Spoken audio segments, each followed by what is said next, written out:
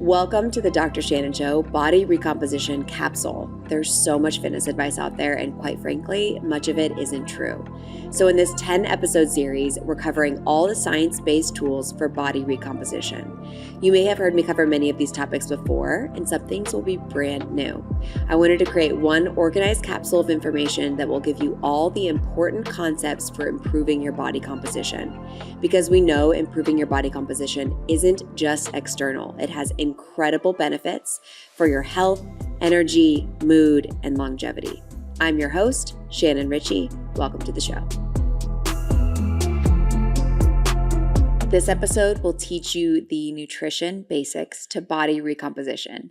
Nutrition is the primary lever for fat loss, and although strength training is the primary lever for muscle growth, you also need proper nutrition to support muscle growth. First of all, we'll be talking about calories in this episode. If that feels triggering to you, I have an episode about body recomposition without tracking calories. We did that with Hope Brandt, who is a registered dietitian.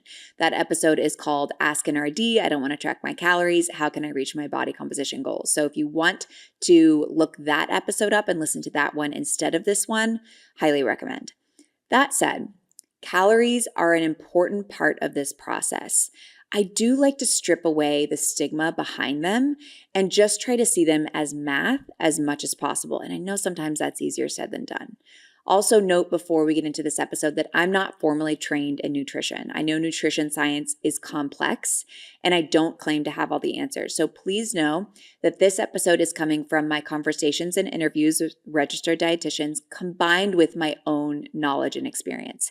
If you need more guidance beyond what this episode offers, seek advice from a registered dietitian. So in this episode, we'll discuss calorie and protein needs for body recomposition, and I'll discuss some of the things that have worked for me, some of my go-to meals and foods, things I've learned with tracking, and more. So there are two primary levers in my mind that are the most important for body recomposition. So that's total calories and protein.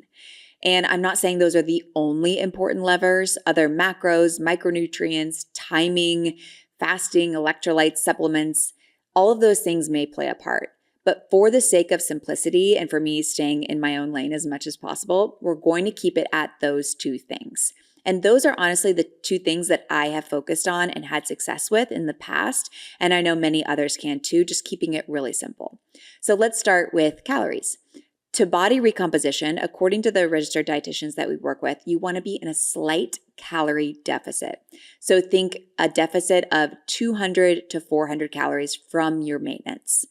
To calculate your maintenance, use a total daily energy expenditure calculator. You can find one online. We also have a nutrition for body recomposition guide in the Learn tab of Evlo. That was written by a registered dietitian. The calorie number may not be perfectly accurate, but it does give you a starting point. The second important lever is protein. So the registered dietitians that we work with recommend eating 0.7 to 1 gram of protein per pound of body weight per day. You can use your body weight now, or you could try using your ideal body weight. So let's say your goal is to weigh 150 pounds. You'd shoot for eating 105 to 150 grams of protein per day. So when you have your calorie range and you have your protein range, you can start tracking your food. For me, tracking is a tool that has been extremely valuable. Through tracking over the years, I've learned things that I just would not have otherwise. It helps me fuel properly. I know that if I am overly tired or irritated, it's probably because I'm underfueling. I've noticed that if I'm groggy or lethargic, it's because I'm overfueling or overeating. Tracking has given me a lot of awareness of how nutrition affects me. I also notice if I eat before I work out, I have a better workout. There are so many things that tracking has allowed me to start to pay attention to, aside from just body composition changes. How I feel and how I perform in my workouts are a couple examples of things that I've learned from tracking. I also know that I can eat more calories than I thought I could, which has been huge for me because it's so much more sustainable to know I can eat more. When I first body recomped in 2022, I talk about how I was eating about my maintenance calories and losing fat while building muscle. But odds are I was actually eating in a small deficit and my maintenance was actually higher than what I had calculated. So now I'm eating about 300 to 400 more calories than I did the first time my body recomped. And we'll see what happens. But so far, that is feeling so good and so sustainable. So know that calculating your maintenance calories may take some tinkering. It just gives you a ballpark, and you may have to go up or down depending on what you're finding as time goes on. Let's talk about some tools for tracking, because I know tracking can feel daunting. You're like, oh, I have to enter every single thing into an app and it can take a long time. First of all, you get better at it and you get a lot faster at it. When I first started doing this, I used MyFitnessPal and then I used Chronometer. Chronometer is an app that tracks micronutrients, which I loved to see after I was consistent with just calories and protein. But now I'm at a point where I tracked my calories for a long time. So I can kind of ballpark it a little bit more. I know the approximate calories and protein, and so I loosely track. I haven't entered anything into Chronometer or an app in a long time. If you struggle to input everything into an app, one thing that I have been doing is using the talk feature on ChatGPT, and I'll just talk to it and I'll ramble off everything that I ate for the day and have it estimate my calories and my protein. And this takes about 2 minutes.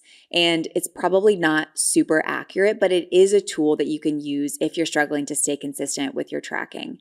When it comes to tracking, though, especially if you're new to tracking, I would recommend entering it into an app, because you also need to enter in like dressings and oils and things like that. And so it may take some accuracy in the beginning, but once you get good at it, you could use a ChatGPT, or at this point, I just eyeball. I usually don't even enter anything into an app or even get it from ChatGPT at this point, because have just gotten so good at understanding where my general calories and protein are for the day. So let's finish talking about what my personal nutrition looks like and what has worked for me. I will never tell you that I'm perfect when it comes to nutrition or that you should aspire to eat like me. I have just found what works for me.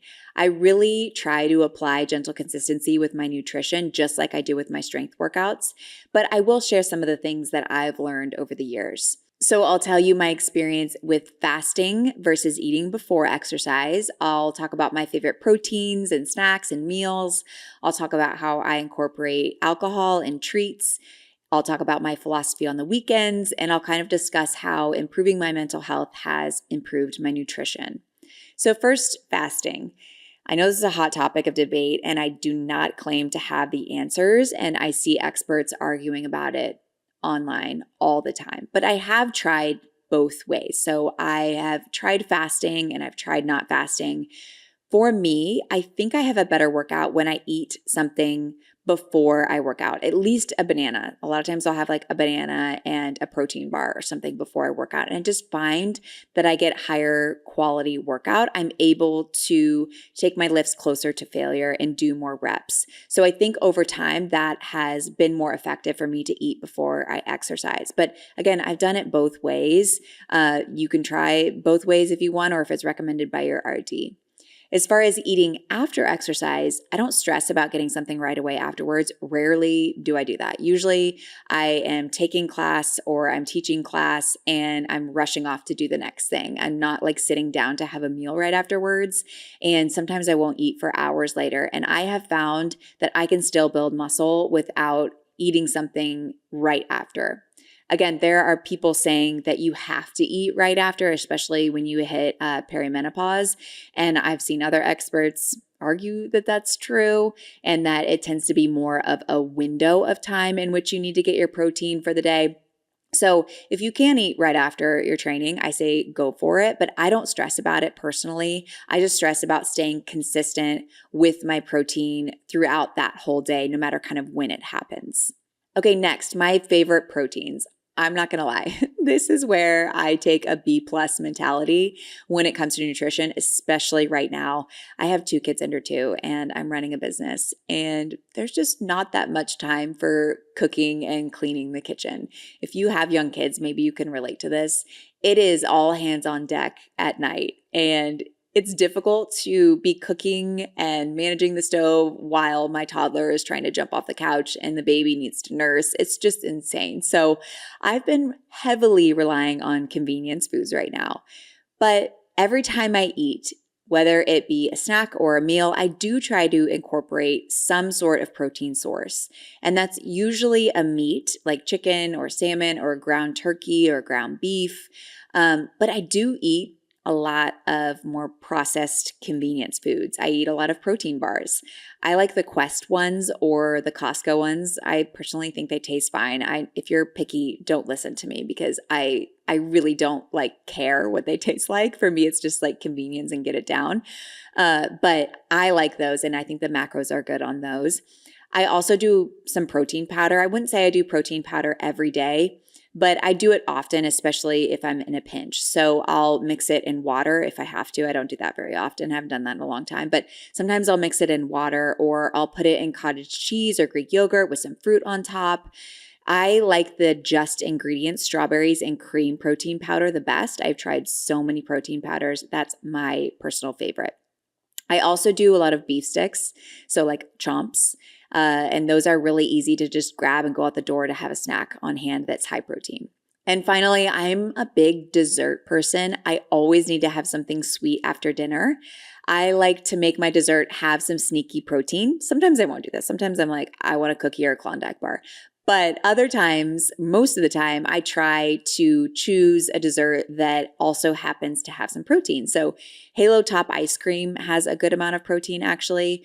I'm not doing this right now, but pre-second baby, I would use the creamy and make some protein ice cream. There's tons of recipes online, so look them up. But I would do protein powder, Fairlife milk, and some sugar-free pudding mix. Put that in the creamy, and then you can eat like the whole pint. Those are really good and a great way to sneak in some extra protein. So if you're like, wow, that's a lot of processed food. I know. I'm not telling you that you should aspire to be like me. I know the processing may not be the best, and I do aspire to someday get all my protein from whole foods, but that's just not where I'm at right now. And to be honest, the past 2 times I've body recomped, I've done the exact same thing. I've eaten protein bars and protein powders. So it's working for me right now to do some of that because it's convenienced and I can get it in and I can stay consistent with it. So that's protein. Now let's talk about alcohol, treats, and weekends. So as far as alcohol, I have been drinking a lot less over the years. So as the years have gone on, maybe the last 5 years, I've drank less and less, mostly because now I have kids, so I don't want to feel bad the next day. But I would say that I do drink in social settings. I probably have 2 to 4 drinks spread over each week, sometimes none. Like last week, I didn't drink at all, and sometimes more than that. I also sprinkle in some heavier drinking days, like when I'm at a wedding. I'm just not one of those people that I'm like, I'm never going to drink or I'm only going to drink 2 drinks. I sometimes want to have a good time. And so I might have more than that on a special occasion, but I really try to keep those few and far between. I typically don't drink at home if we're just on a regular night. Occasionally, I'll make a cocktail for Kenneth and I at night, but that's maybe only happened like twice since Jack was born. So it's pretty infrequent, and I would just call myself more of a social drinker. And drinking less has really, really helped me in so many ways, but it's really helped me with my body composition goals. As far as treats, I'd say I have a treat every single day. Most days of the week, I would say almost every day I'm having something sweet after dinner, like I said. Sometimes it's a cookie, sometimes it's a Klondike bar. Other days it's more of the high protein, but I really try to be conscious of my overall calorie intake for the day, and I budget for that because I know I'm going to want that at the end of the day. Now, weekends. On weekends, I'm a lot looser with my food and my nutrition, and this has really worked well for me. During the weeks, I'm busy, and so food is just kind of like get it done. And on the weekends, I am more social and we go out to eat a little bit more. So I've never tracked on the weekends, but I also don't like to see my weekends as like cheat days. I just don't find that to be very helpful because I would rather be more balanced on a day-to-day basis than have one day where I eat like 4,000 calories and then eat 1,500 calories on every other day or whatever it is. And I definitely have my days where I indulge and eat far beyond my maintenance calories, but I do try to keep those days few and far between and try to be consistent overall. So that's what's worked for me. take it or leave it. But the last thing I want to talk about is mental health and nutrition. Remember, these are two areas that are not my lane. These are not my formal education. This is just my personal experience in case it helps anyone. So I've had to do a lot of work on my relationship with food. I was raised in a household where food is how we dealt with emotions, good or bad. So if you're sad, let's go get ice cream. If we're celebrating, let's go get ice cream. If you're bored, why don't we go get ice cream? And so I'm an emotional eater. And when I have any sort of discomfort that I'm dealing with emotionally, whether it be anxiety or sadness or boredom, I want to eat, especially those indulgent foods like ice cream. I'm not saying that I've fully fixed this, but I've had to learn strategies that help because ultimately it doesn't feel great, right? And it doesn't fix the emotion. So the year before I went to PT school, I gained about 15 pounds, and this year was extremely stressful. I had something happen in my life that was stressing me out, and I was also working 3 jobs to save for physical therapy school. So I was stressed, and I was overeating the mac and cheese and the fast food every single day. And then during PT school, I kind of swung the other way with undereating, and eventually the last 5 years or so, I had to really find strategies to manage my mind because I ultimately knew that that would put me in a steadier place with nutrition.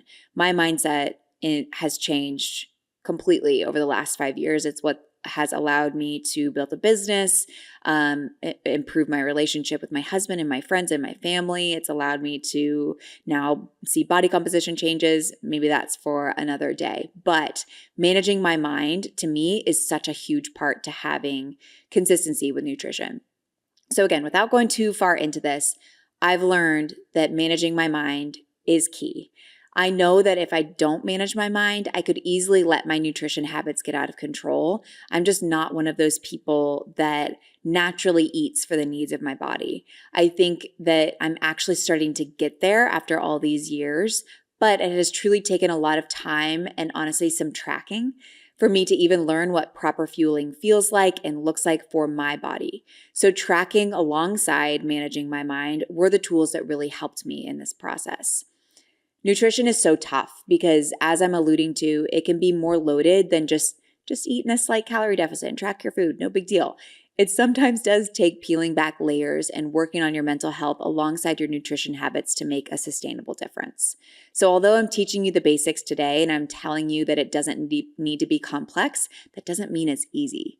But to me, it's worth taking the time and maybe even this whole year to learn. Track if that helps you, get some professional help if you're struggling to manage food in a healthy way, and most importantly, don't beat yourself up if it isn't perfect. All right, that's nutrition. In the next episode, we are talking about how to dose your cardio for body recomposition.